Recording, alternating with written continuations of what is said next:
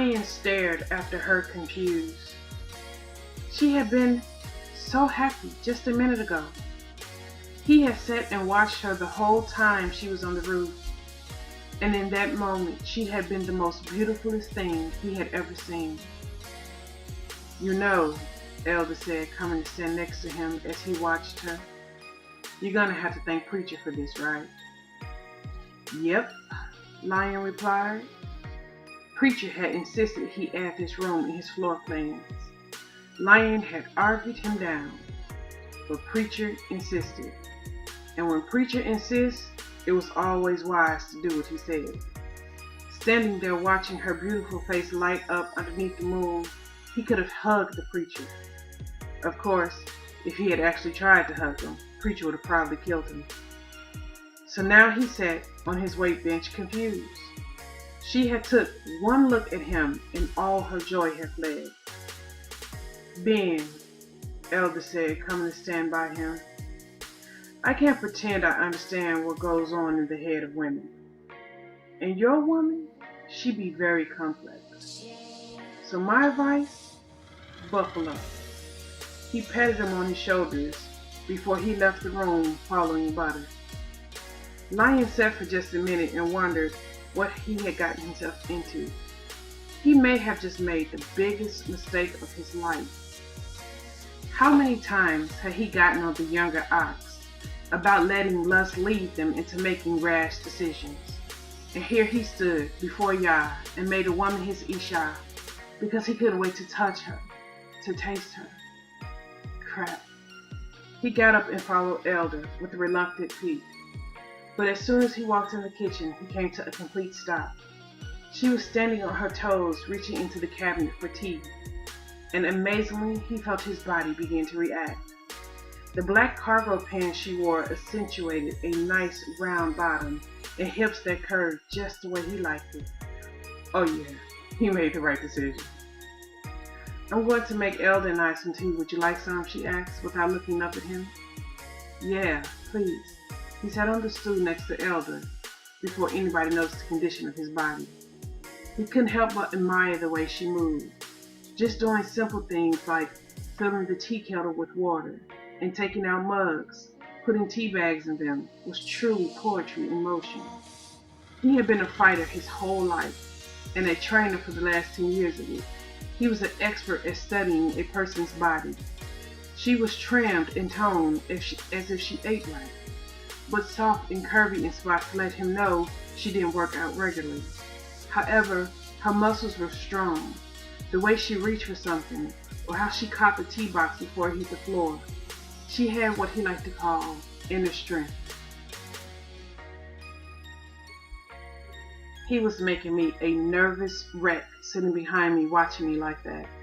And yes, he was studying me. I don't think nobody had ever studied me. I mean, yeah, sure, people have looked at me, but nobody has ever seen me. Not even Lovely, because although my mother loved me, she loved herself more. I would say loving yourself more was in fact human nature. Except I'm a human, and I loved Lovely more than me. I loved my people more than I loved myself. And I know you may think that I'm something of a hypocrite because I'm a thief. But I give just as much as I take, if not more. It's very rare that I steal from myself. Okay, remember at the beginning when I told you I scammed money from crime watchers? Well, this was only after I did a little digging and found out they got money to set up programs in the hood, but they was pocketing the cash. That piece of information I found out from Dollar Bill, as he bragged to Mama on how they paid him to keep crime up so that they could keep getting paid. Can you believe that? Yeah, I was pissed too. But I soon got over it as I walked away with their $5,000 check in my pocket. And yes, I gave back to my people. The $1,000 that Lovely left me, I took it and gave it to Irene from Irene's Kitchen over there on Lake in California, and I told her to bring up the grill to the Taylor homes and throw some burgers and turkey dogs on that bad fella. Shoo, you wouldn't think so, but we ate good off that $1,000. Plus, Some of the other ballers in the hood threw in a couple ducats. Next thing you know, we had us a full-fledged cookout. Man, that was one of the rare nights in the hood. Nobody died, nobody fought, nobody got arrested. It was one of those euphoric times, you know. Big Mike had popped his trunk, and the sounds of pot seeped into the air to mingle with the smoke of Irene's grill. Yeah, I wish we as a people could have more of those days, you know. So, Bop, you was telling me about your plants. Elder's voice seeped through my thoughts. Oh, I could have just kissed that man. I was so nervous with Lyman sitting in back of me. My hand shook as I put 3 tea bags in the mugs. Elder's question was perfect because he put my mind on something that was safe, something I understood. Oh yes, Elder. I don't want to, toot my own horn, but I got a little skill. Oh yeah? What can you grow? He said. Everything. Well, most things. Most people think that growing a plant is as easy as plopping it down under the sun and then watering it. I said as I took the 2 mugs to the island where Elder and Lion sat. Gently I passed Elder his cup, and then, exhaling, I handed Lion his. His big hand covered mine as he took the mug, causing trembles to race up my arm. I looked up into his deep brown eyes and was surprised to see that he had not only saw my response, but was pleased with it. Well, isn't it? Elder asked, trying to rescue me from that brown sea that was Lion's gaze. I cleared my throat as I took several steps back away from him. This man was dangerous. With just a look, he was causing me to remember what it felt like to be held in his arms, while the deluge that was his passion washed over me. Dang, I'm in so much trouble. Nothing I had ever gone through in my life had prepared me for such a man. Bot, the elder asked. Yeah? It was then I realized that he had been talking to me, and I straight up had not heard anything he said. The plants, Bot, you said that there was more to them than water and sun. Oh, yeah. Oh, water and sun is important, don't get me wrong. I began, my whole body blushed with my embarrassment. But if you want a healthy plant, it takes much more. Like what? It took everything within me not to jump at the sound of his deep voice. Goodness, this man was making me a wreck. Well, first and foremost, you need good soil. And a lot of folks don't know that the soil of the earth is decaying. And I mean decaying fast. When I was a little girl, I remember digging into the earth and pulling up black dirt, rich with nutrients. I can remember the smell of it. It smelled like iron. It was rich with all the things that a plant needed to strive and survive. I can only imagine how good the soil was when my grandmother was young. But something is happening to the earth. There are very little nutrients left in its soil. I stared out the window, lost in my thoughts, as I spoke. It was actually very scary at the rate in which everything seemed to be deteriorating. I used to be able to go to the park and fill my flower pots with dirt. Now the soil isn't worth the pot you put it in. I've also noticed the difference in the trees. The roots are not as strong as they used to be. There was a time when a tree could survive a small tornado easily. Now, a good rain with high winds could blow a 200-year tree down as if it was a sapling. I watched her as she got lost in her thoughts. Her love for plants was genuine, as well as the fear she felt, because as she put it, the soil was deteriorating. I was impressed. For someone so young, she was extremely observant. I mean, who paid attention to things like soil? I know I didn't. But what she said about the earth was true. She probably didn't know how true. Elder looked at me as she spoke.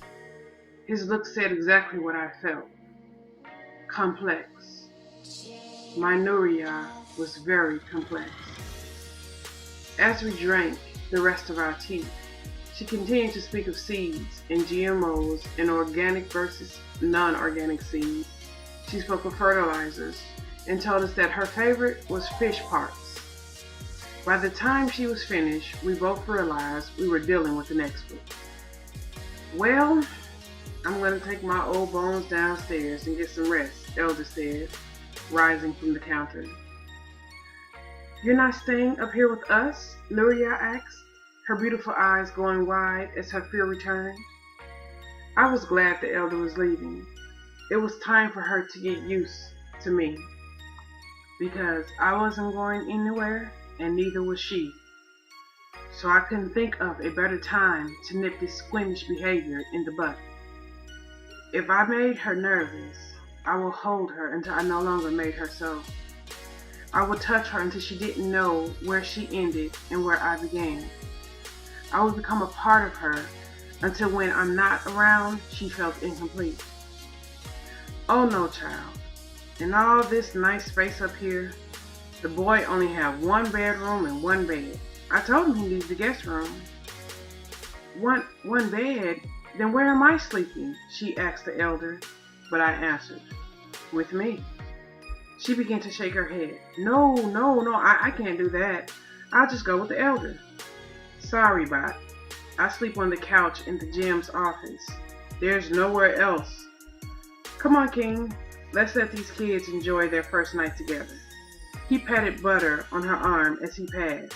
The big cat followed behind him. Oh my goodness, I was getting ready to die.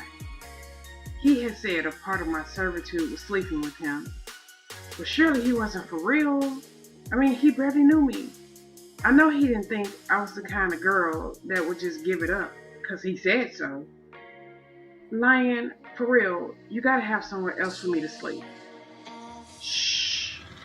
Don't worry about that right now, he said, taking my hand. Come sit on the couch and talk to me for a bit. He gently pulled me towards his living room. I exhaled a shaky breath. Damn, I just almost had a nervous breakdown. He let my hand go to sprawl out on the couch. I chose not to sit. Instead, I walked to the window and looked down at the ghetto. I heard his big boots thud as they hit the white carpet. I can't even begin to explain how alone I felt at this moment.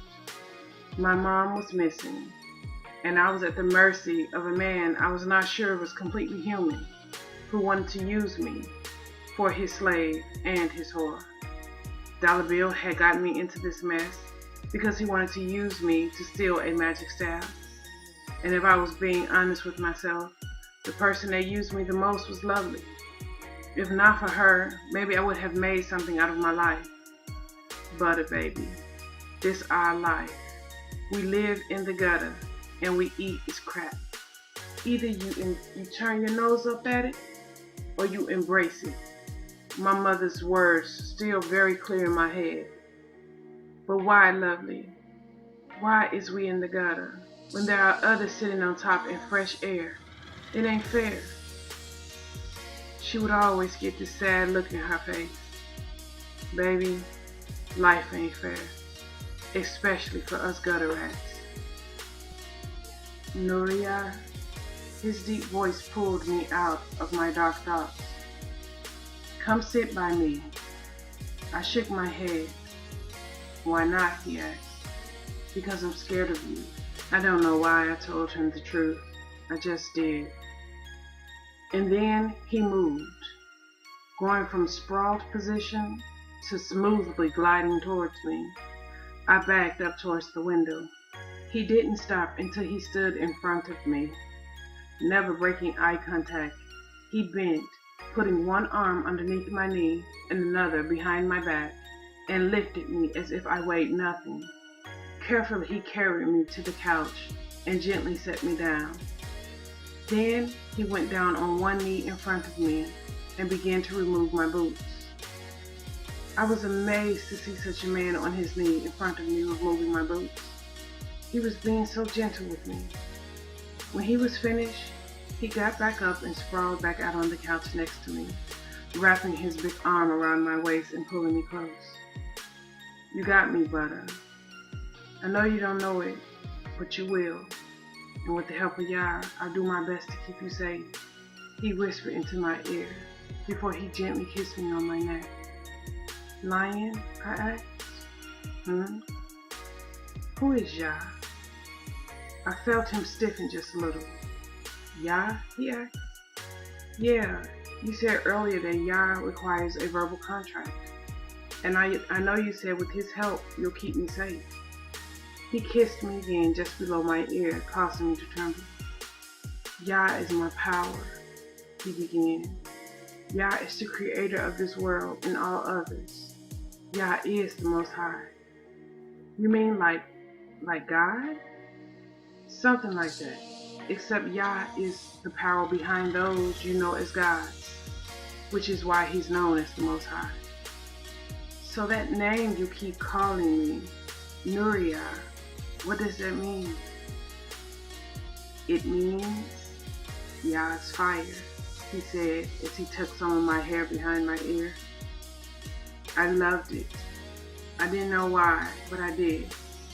It felt as if I had always had that name.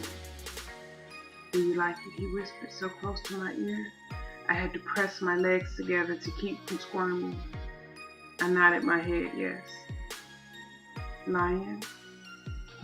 He answered. Is Yah the one that make you so strong? He nodded. I don't understand. I've been to church before. So, is Yah the one the pastors speak about in the Bible? He looked at me as if he was trying to figure out whether he should tell me something or not. Come here, baby. Lay next to me, he said, and relax. Let me tell you a story. I scooted my body down in front of his big one, and right when I thought I was going to fall off the couch, he wrapped me in his strong arms, and for the first time in my life, I felt safe. Then he proceeded to tell me the biggest secret known to man. He revealed to me my identity.